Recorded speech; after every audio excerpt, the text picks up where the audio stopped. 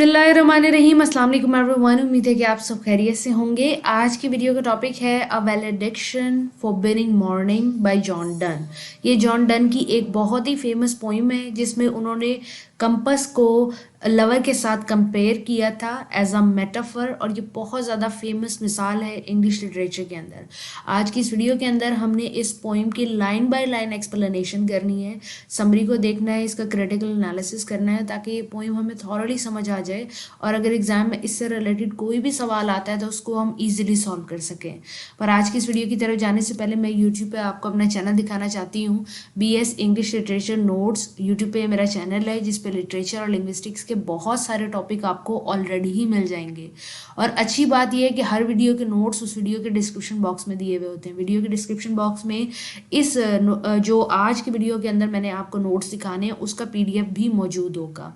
और बहुत सारे स्टूडेंट ऐसे हैं जो चैनल को सब्सक्राइब करना भूल जाते हैं और इस वजह से उन तक लेटेस्ट वीडियोस नहीं पहुंच पाती और वो बाद में कमेंट कर रहे होते हैं कि हम तक ये वीडियो नहीं पहुंची। तो काइंडली चैनल को सब्सक्राइब कर लें अगर आप ऐसी वीडियोस देखना चाहते हैं।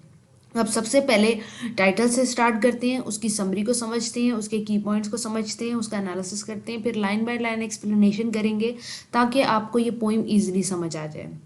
अ वैलेडिक्शन फॉरबिडिंग मॉर्निंग का मतलब है, अ वैलेडिक्शन का मतलब होता है खुदाफिज करना, बाय बाय कहना, टाटा करना या फिर उन्हें कहना, किसी को अलविदा कहने को वैलेडिक्शन कहते हैं। और फॉरबिडिंग मॉर्निंग, मॉर्निंग होता है अफसोस मनाना, सोग मनाना। फॉरबिडिंग का मतलब है मना करना, यानी कि जब आप किसी से जुदा हो रहे हो तो आप उसको मना करें कि उदास मत हो, बाय जॉन डन।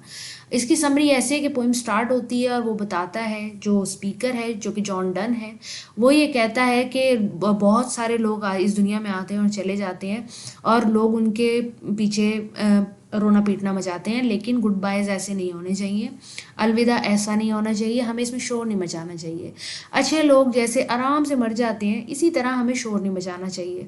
ये जो दुनिया है जब इसकी प्लेट्स हिलती हैं, इसके कॉन्टिनेंट हिलते हैं तो बहुत ज़्यादा शोर होता है, केओस होता है, लेकिन जब स्टार्स मूव करते हैं तो हमें पता भी नहीं लगता। तो बिल्कुल जो खुदाफिज है ना, ये जुदा होना है, जो मूवमेंट है वो स्टार्स जैसी होनी चाहिए। फर्दर वो ये कहते हैं कि क्यों दो लवर्स के बीच में जो सेपरेशन है वो स्टार की मूवमेंट जैसी होनी चाहिए, क्योंकि जो लव है हमारा वो ऑर्डिनरी नहीं है, वो एक्स्ट्रा ऑर्डिनरी है। और अगर कोई एक पर्सन लीव करता है तो इट डजंट मीन कि ताल्लुक टूट जाता है, मोहब्बत ख़त्म हो जाती है, कनेक्शन टूट जाता है, नहीं।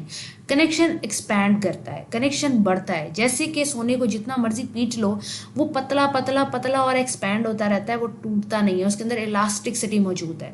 इसी तरह अगर आप कंपस को देख लें तो कंपस के दो पैर होते हैं, एक पैर दूसरे पैर से जितना भी दूर हो जाए लेकिन स्टिल वो आपस में एक पॉइंट पे कनेक्टेड रहते हैं और अपनी सोल के थ्रू कनेक्टेड रहते हैं। इसीलिए स्पीकर बहुत ज़्यादा कॉन्फिडेंट है और वो ये कहता है कि जब सेपरेशन हो तो कंपस की तरह होनी चाहिए कि एक पॉइंट से कनेक्टेड भी है लेकिन पोल्स अपार्ट भी हो सकते हैं, और जब तक कि सर्कल कंप्लीट नहीं हो जाता वो वापस नहीं आते या वो मिलते नहीं है डायरेक्शन दिखाने के, लेकिन वो काम आते रहते हैं। जॉन डन एक बहुत ही वर्सटाइल फिगर हैं 17वीं सेंचुरी के, यानी कि बहुत ज़्यादा मुख्तलिफ चीज़ों में काम करते हैं और मेटाफिजिकल पोइट्री के अंदर बहुत ज़्यादा काम किया है। और उनकी ये जो पोइम है ये 1611 के अंदर उन्होंने पब्लिश कराई थी अपनी डेथ के बाद। 1611 के अंदर उन्होंने लिखी थी और ये जो पोइम है ये पब्लिश हुई थी उनकी डेथ के बाद, यानी कि उनकी लाइफ में पब्लिश नहीं हुई। उन्होंने ये पोइम अपनी वाइफ को डेडिकेट की थी जिनका नाम था एना मोर डन, और वो उनसे बहुत ज़्यादा मोहब्बत करते थे। इनकी शादी भी कंट्रोवर्शियल थी, इनकी मोहब्बत भी कंट्रोवर्शियल थी। लाइफ जो थी वो तकलीफ़ों से भरी हुई थी और मुश्किलात से भरी हुई थी, क्योंकि जो जॉन डन है वो घूमने फिरने के बहुत ज़्यादा शौकीन है और साथ वो एक जगह से दूसरी जगह मूव भी करते हैं, जिसकी वजह से उनकी वाइफ को सफ़र भी करना पड़ा, गुर्बत की वजह से भी सफ़र करना पड़ा और मोहब्बत के अंदर तकलीफ़ें ज़्यादा थी। और जॉन डन जब अपने एक डिप्लोमेटिक काम के लिए फ्रांस जा रहे थे तो उनकी वाइफ प्रेग्नेंट भी थी और वो नहीं चाहते थे कि मैं जाऊं और ना उनकी बीवी चाहती थी कि ये जाएं, तो उनके दरमियान में ये जो सेपरेशन आ रही थी उसको कवर अप करने के लिए जॉन डन ने उनके लिए पोइम लिखी थी जो जॉन डन की डेथ के बाद पब्लिश हुई थी। इस पोइम के अंदर वो स्किलफुली एक ही बात को कन्वे करते हैं कि जो लवर्स के बीच में सेपरेशन होती है ना उसमें फर्ज क्रिएट नहीं करनी चाहिए, उसको बहुत ही एलिगेंस के साथ एक्सेप्ट करना चाहिए। और उन मोहब्बत जो है वो सिर्फ जिस्मानी नहीं होती कि भाई करीब है तो मोहब्बत है, दूर चले गए तो ख़त्म हो गए, ये भी मोहब्बत की एक खूबसूरती है। अगर इस पोइम का मीटर, राइम और रिदम राइमिंग स्कीम देखें तो 36 लाइंस और 9 क्वाट्रेंस। 9 क्वाट्रेन से मुराद ये है कि 9 ऐसे स्टेंजा मौजूद हैं जिनमें 4 लाइनें हैं, कुल मिला के 36 लाइंस बनती हैं।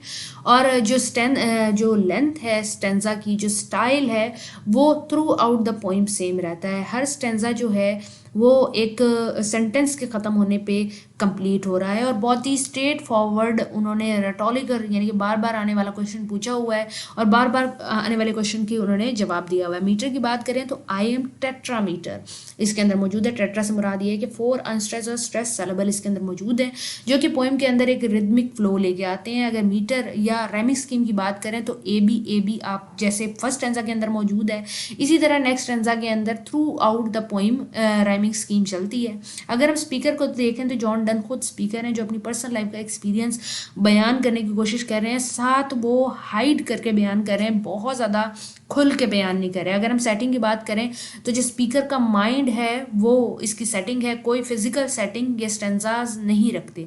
हिस्टोरिकल कॉन्टेक्स्ट और लिटरेरी एलिमेंट्स मैं आपको पहले ही बता चुकी हूँ। अगर थीम का जिक्र करें तो लव एंड सेपरेशन इसकी मेजर थीम है। इसके अलावा लव एंड इंड्योरिंग यानी कि मोहब्बत जो है वो बहुत ज़्यादा सब्र मांगती है। इसके अलावा private and secret love, metaphysical exploration, faith and trust, realism और रोमांटिसिज्म का ब्लेंड मिलेगा। रियलिज्म जो है वो सेपरेशन हो गया और रोमांटिसिज्म जो हो गया उनकी बातें हो गई। टाइम एंड सर्कुलैरिटी आपको नजर आएगा क्योंकि उन्होंने कंपस का जिक्र किया है जो कि सर्कल बनाने की मदद देता है। रिजेक्टिंग द कन्वेंशनल मॉर्निंग, जब लवर एक दूसरे से जुदा होते हैं तो वो रोते हैं, तड़पते हैं। इससे उन्होंने क्या किया, जान छुड़ाई है, दामन छुड़ाया है। और उन्होंने क्या किया है, फिजिकल और इमोशनल डिस्टेंस जो है उसको स्पिरिचुअल टून के साथ कवर किया है। अब लाइन बाय लाइन एक्सप्लेनेशन करते हैं। वैसे तो आपको पोइम समझ आ गई होगी लेकिन स्टिल हम जाते हैं, हम लाइंस को इतना रीड नहीं करेंगे, हम एक्सप्लेनेशन पे फोकस करेंगे। As virtuous men passes mildly away, जैसे कि एक नेक आदमी इस दुनिया से चला जाता है, कैसे जाता है, whisper to their soul to go, और ऐसे जैसे सरगोशी की गई हो यानी कि कानों में बात की गई हो। Whilst some of their sad friends do say, और उनके जब दोस्त इर्द गिर्द खड़े उसको एक मरते हुए आदमी को देख रहे होते हैं तो वो कहते हैं क्या इसकी सांस निकली या अभी बाकी है। जैसे कि कोई बंदा इतने आराम से मर जाए कि एक बंदा पूछने पे मजबूर हो जाए कि क्या इसमें सांस बाकी है या ये मर चुका, पता नहीं लग रहा है, यानी कि इतने आराम से उसकी डेथ हो रही है।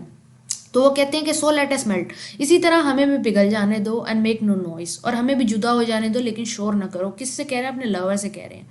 नो टेयर फ्लड, कोई भी रोना धोने की जरूरत नहीं है। नॉर साइड टेम्पेस्ट, ना ही तूफान खड़ा करने की जरूरत है अपने एक्शन से।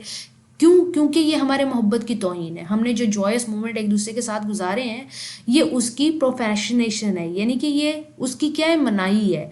टू टेल द, और क्या है, ये दुनिया को बताना कि भाई हमारा जो मोहब्बत है वो कितनी कमज़ोर है। फर्दर वो कहते हैं कि ये बिल्कुल ऐसा ही है जैसे अर्थ जब मूव करती है यानी कि ज़मीन के कॉन्टिनेंट हिलते हैं, जलजला आता है तो हार्म्स होते हैं, फेयर्स होते हैं, और इंसान को ये अंदाज़ा लगाना पड़ता है कि भाई कितना नुकसान हो गया, इसका क्या मतलब था, वो माफ़ी तलाफ़ी करने लग जाता है। लेकिन जब आसमान के अंदर सितारे एक जगह से एक स्फेयर से दूसरे स्फेयर में जाते हैं, एक जगह से दूसरी जगह जाते हैं, तो वो कोई मूवमेंट कास्ट नहीं कर रहे, वो सॉरी कोई नॉइस कास्ट नहीं कर रहे, मूवमेंट तो वो कास्ट कर रहे हैं। और क्या होता है, यानी कि वो जो आसमान के अंदर सितारे और तारे मौजूद हैं वो ज़्यादा जायंट हैं, वो ज़्यादा बड़े हैं और ज़्यादा डिस्टेंस को कवर करते हैं, लेकिन देखो कितने इनोसेंटली कर रहे हैं, कितने खामोशी से कर रहे हैं।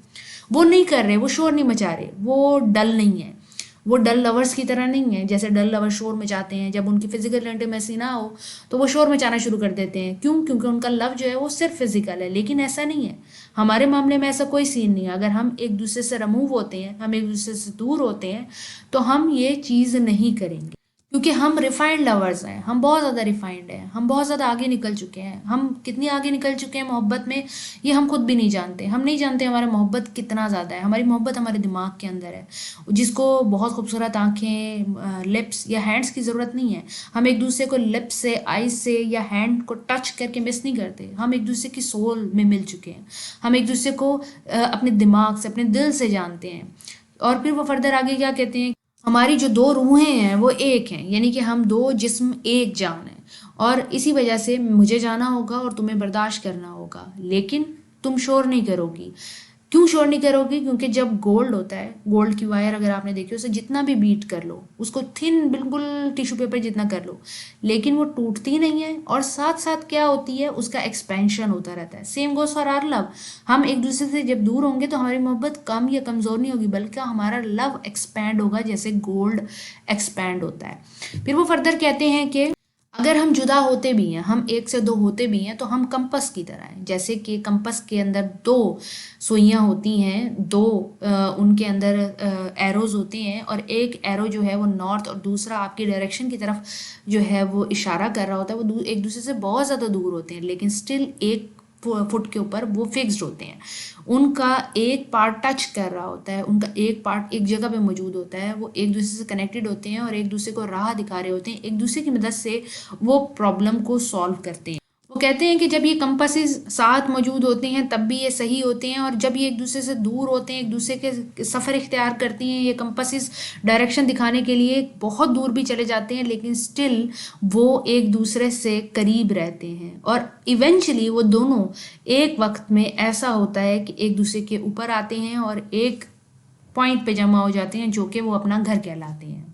और सेम वो आगे फर्दर कहते हैं कि बिल्कुल वो जो जाने वाली कंपास है, वो जो दूर डायरेक्शन दिखाने वाली कंपास है, वो मैं हूँ अदर फुट, और मुझे जाना होगा। मुझे अब ऑब्लिगेशन है, एक ड्यूटी है जिसको मैंने करना है, यानी कि मुझे तुमसे इस वक्त दूर जाना होगा, लेकिन हम एक सर्कल कंप्लीट करने के बाद या फर्मनेस के साथ अपनी मोहब्बत के अंदर मौजूद रहेंगे। हमारा जो लव के लिए ट्रस्ट है वो हमेशा रहेगा। और फर्दर वो आगे ये कहते हैं, and makes me end where I begin, और जहाँ मैं तुम्हें छोड़ के जा रहा हूँ वहीं से मैं शुरू करूँगा। अपने रिलेशनशिप के बारे में कहते हैं कि जैसे कंपस कहीं भी किसी भी डायरेक्शन में पोल अपार्ट्स भी चली जाती है, 180 और 360 की डिग्री पर भी चली जाती है, still comes back to the home where it belongs. वहाँ पे वो वापस आती है जहाँ वो बिलोंग करती है। सर्कल कंप्लीट करने के सर्कल को वो यही कहते हैं कि ये जैसे दुनिया एक सर्कल के अंदर है, लाइफ एक सर्कल के अंदर है, न्यूट्रिशन साइकिल एक सर्कल के अंदर है, और सर्कल लाजमी कंप्लीट होता है। जो चीज़ जहाँ से शुरू होती है वो वहाँ पे आके कंप्लीट होती है। तो ये कहते हैं कि जैसे मैं जहाँ से शुरू कर रहा हूँ, दुनिया घुमाऊँ, लेकिन मैं आके तुम पे ही कंप्लीट होऊंगा। उम्मीद है कि पोएम आपको समझ आ गई होगी। नोट्स आपको वीडियो के डिस्क्रिप्शन बॉक्स में मिल जाएंगे। Thank you for watching, take care, the next video, Allah.